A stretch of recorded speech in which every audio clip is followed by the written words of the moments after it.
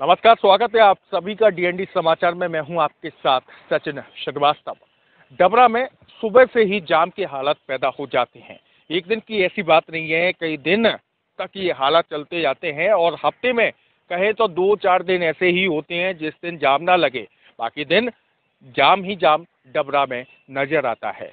प्रशासन ने पूरी तरह से रणनीति बनाई थी कि धान की आवक होगी, उससे पहले रणनीति बनाई थी कि जाम ना लगे, लेकिन ये रणनीति पूरी तरह से विफल होती हुई दिखाई दे रही है, क्योंकि जाम के हालात इस कदर हो जाते हैं कि लोगों का निकलना भी बेहाल हो जाता है। व्यापारी दुकान पर बैठे रहते हैं क्योंकि ग्राहक नहीं आ पाते हैं। इसके साथ ये धूल की अगर बात की जाए तो लोगों के घरों में तक धूल जाती है। अगर कोई आदमी 1 मिनट तक खड़ा रहे तो उसके ऊपर भी धूल जम जाती है। देखिए क्या कुछ है डबरा के हालात। इस बारे में एसटीओपी विवेक शर्मा ने क्या कहा, इसके साथ ही पूर्व मंत्री ने क्या कुछ कहा है, देखिए ये रिपोर्ट में।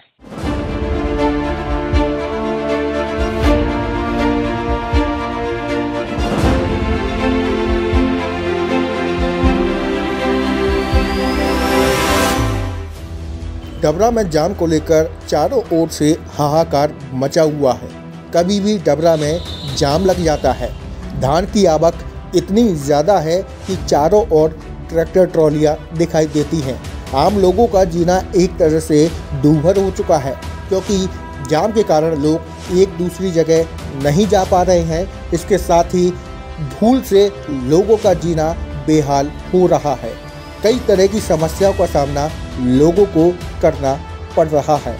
इसको लेकर तमाम दावे किए गए थे प्रशासन की ओर से कि कोई असुविधा नहीं होगी, लेकिन प्रशासन के दावों की पोल साफ तौर पर खुलती नजर आ रही है।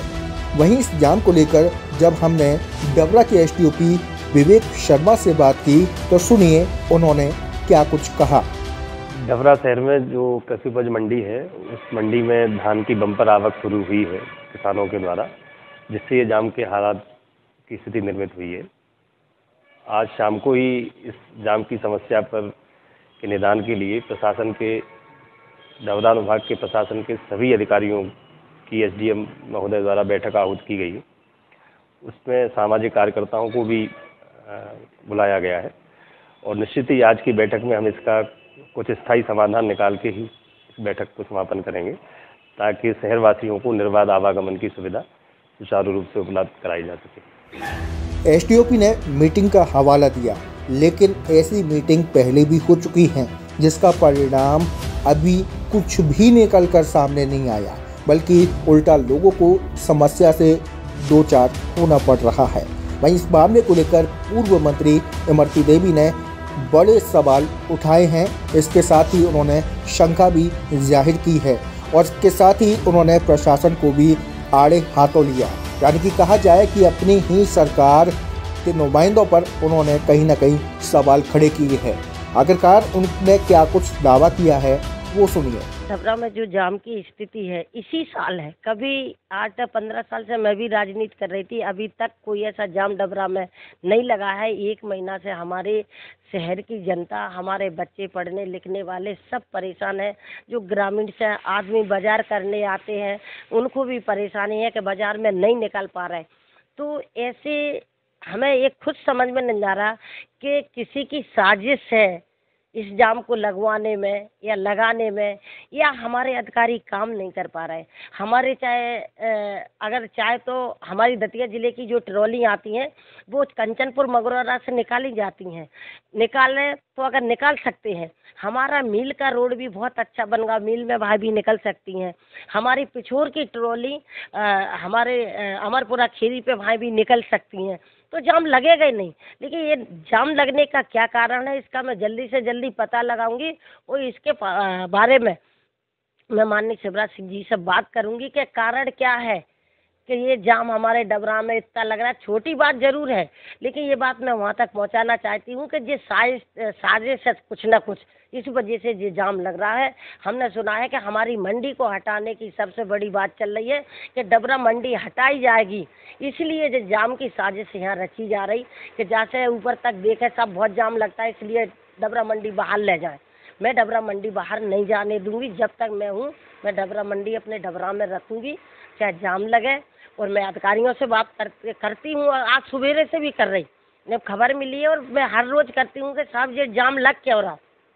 अगर 2 पुलिस के हरीपुर पे खड़े हो जाएं, 2 पुलिस के अगर पिछोर तिराहे पे खड़े हो जाएं, हमारे चिनौर से जो ट्रॉली आती हैं, दो पुलिस वाले अम्बेडकर चौराहे पे खड़े हो जाएं, हमारा जाम कोई लगने की वजह ही नहीं है। लेकिन जाम क्यों लग रहा, ये मैं अधिकारियों से कल बात करूंगी, उनके साथ मंडी में बैठूंगी और बात करूंगी। अब हमें तो पता ही नहीं क्यों नहीं दे रहे, क्या दबाव है, किसका दबाव है, क्यों नहीं दे रहे। जो देना चाहिए, आजकल अधिकारियों से भी मैं कहना चाहती हूँ कि इतने दबाव में नहीं रहना चाहिए। किसी का भी दबाव हो, चाहे इमरती देवी को हो, चाहे किसी और का दबाव हो, ऐसे दबाव में ना रह के काम करें। अगर डबरा में काम करना है तो अच्छे से काम करें, अगर नहीं करेंगे तो ऊपर तक से काट जाएगी। तो सुना आपने, पूर्व मंत्री इमरती देवी ने इसे साजिश बताया है। आखिरकार ये है क्या, ये समझ से परे है। सभी लोगों के अपने अपने अलग दावे हैं, लेकिन इसमें ये बात स्पष्ट है कि डबरा की जनता को समस्या, बल्कि कहें बहुत ही ज़्यादा बड़ी समस्या से रोज रूबरू होना पड़ता है। अब देखना ये होगा कि आखिरकार डबरा की जनता को इस जाम से निजात कब तक मिलती है।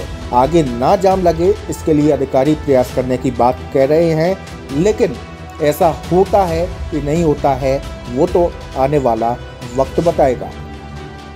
तो सुना आपने कि क्या कुछ कहा था एसटीओपी विवेक शर्मा ने, इसके साथ ही पूर्व मंत्री इमरती देवी ने क्या कुछ कहा, वो भी आपने सुन लिया होगा। लेकिन सवाल अभी सबसे बड़ा ये है कि आखिरकार डबरा में ऐसे हालात कब तक बने रहेंगे, डबरा में जाम से निजात कब मिलेगा। प्रशासन कह तो रहा है कि बैठक में रणनीति बनाएंगे, और जब तक रणनीति जो भी बनेगी वो आगे पूरी तरह से सफल होगी कि नहीं होगी, वो तो आने वाला वक्त बताएगा। लेकिन आखिरकार कि ये निजात कब मिलेगी, इसके साथ ही पूर्व मंत्री इमरती देवी ने 2-3 बातें कही थी, जिसमें कि उन्होंने जिक्र किया था कि दतिया से आने वाली ट्रॉली उस रोड से चली जाएं, और जेल रोड से आने वाली ट्रॉली जेल रोड से चली जाएं। तमाम उन्होंने एक तरह से प्रशासन के लिए कहा था कि ऐसी रणनीति बनाएं। अब देखते हैं कि आखिरकार डबरा को इस बारे में निजात मिल पाती है कि नहीं मिल पाती है, और जाम से मुक्ति आखिरकार डबरा को कब मिलती है। तो डबरा की खबरों के लिए बने रहिए DND समाचार के साथ।